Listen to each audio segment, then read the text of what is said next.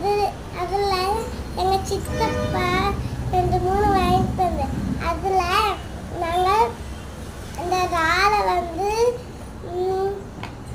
கழுவி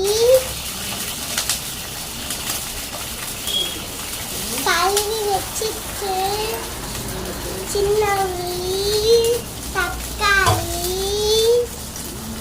இஞ்சி எல்லாத்தையும் போட்டு பூண்டு எல்லாத்தையும் போட்டு நல்லா கிண்டிக்கணும்.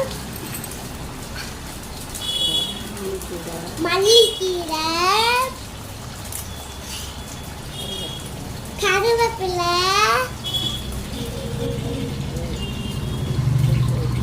கொஞ்சம் உப்பு போட்டுக்கணும். அப்புறம் நல்லா கிண்டிக்கணும்.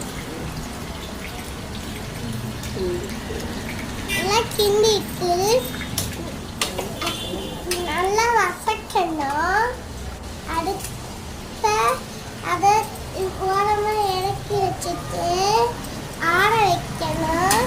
அதை ஆற வச்சு மிக்சியில் போட்டு அரைக்கணும். அரைச்சி முடிச்ச பிறகு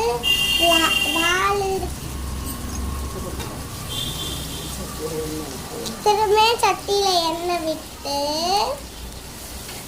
கடுகு தெளிச்சு போட்டு கருவேப்பிலை போட்டு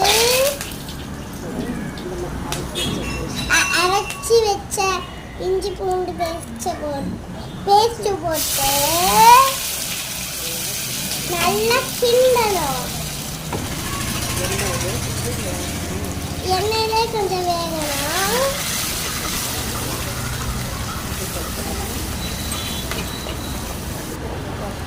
அதுக்கப்புறம் இறால் மீன் எடுத்து அதில் போட்டுக்கணும்.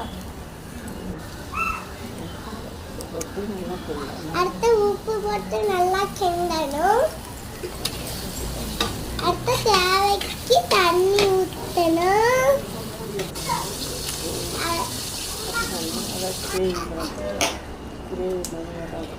அதை கிரேவி மாதிரி ஆக்கணும்.